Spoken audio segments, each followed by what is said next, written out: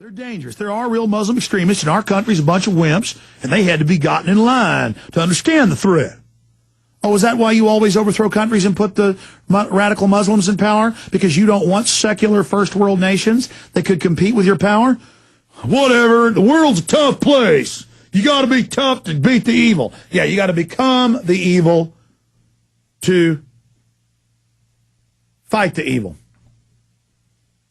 One time I was going fishing with some buddies down where their boat is, and it was down where there's a bunch of yachts on Lake Travis. That's where one of these guys in the restaurant where we're eating hamburgers walks over, and later I saw him getting on his, probably one of the biggest yachts on Lake Travis, probably a $3 million, nothing big boat. And he just walked over and told me that. And I recognized him off TV from somewhere. I didn't get his card, but he was just there telling me, you know what? We did that because we needed to. I mean, these guys are just, they sit around drinking their whiskey. Yeah, gotta break a few eggs around here. The lazy Americans need to learn how to fight them Arabs. It's not about fighting Arabs so you can steal money and do whatever you want. You big fat cats that are having the feds federalize all the water to take over. It's all you guys that are raping everybody financially. You're a bunch of scum. Just stop saying you're pro-America. I mean, it's sick enough what you do. It's sick enough what you do. But then to say you did it for America, I mean, that's really disgusting. You put fluoride in our water for America? You shoot our kids up with cancer-filled injections because you love America? Like I said, I'd news blitz, and I'm out of control.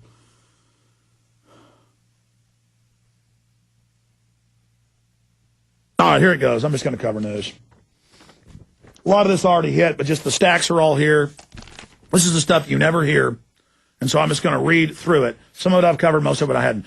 On terrorist watch list, but allowed to buy guns. That's the New York Times saying, ban everybody being able to buy guns without judge or jury whenever the government feels like it.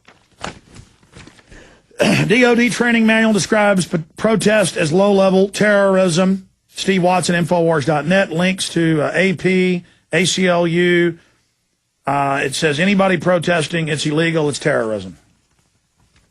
Virginia State Police say anti-New World Order and gun rights activists are terrorists. They say protesting for pro-Second Amendment, you are a terrorist, go ahead and take them in, says they're dangerous. There's another one. Virginia State Police designate anti-New World Order opinion as domestic terrorism. BBC is, these will all be out of order, but there's no way to go through it all. BBC is backing election riots, claims Iran. And then did you guys ever print for me where BBC admits they staged fake photos? Throw that up on screen for folks. Show them the fake. Let's just admit it. BBC, oh, it was a mistake. Actually, those people that were shot by the CIA or, oh, we're sorry. That was actually Ahmadinejad supporters. We said were the other guys. BBC is backing election riots, claims Iran. Iran continues hostility towards Western media, threatening harsher actions if interference in country's affairs continues. They've launched their fighter jets. They got their ships patrolling, ready for war. The West is saying they're getting ready to hit. Protesters gather in Iran's capital despite stern warning. And again, they legitimately are dupes. Just like the Muslims that attacked Mohammed Mossadegh when the CIA blew up their mosque and said the government had done it, and that Mossadegh was going after the Muslims because he was trying to keep them from taking over society, the radical ones, the CIA-funded ones. They had been Hitler-funded.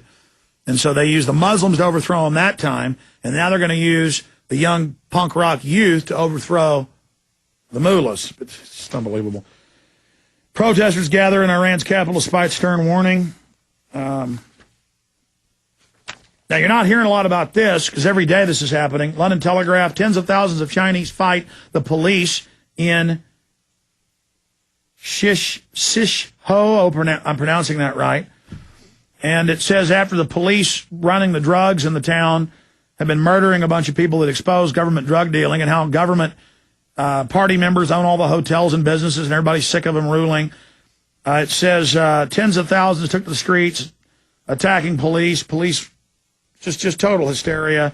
It was a dramatic weekend. The relatively small city of Shishho in Hubei province. Tens of thousands of rioters torched a hotel and overturned police cars after the authorities allegedly tried to cover up the murder of a 24-year-old man and other dead bodies. And then it just goes, so they're not telling you about that. I mean, it's barely a blur, and the cops are shooting people but still getting defeated. I mean, China's on the verge of collapsing because of their corruption. And people are sick of the mullahs.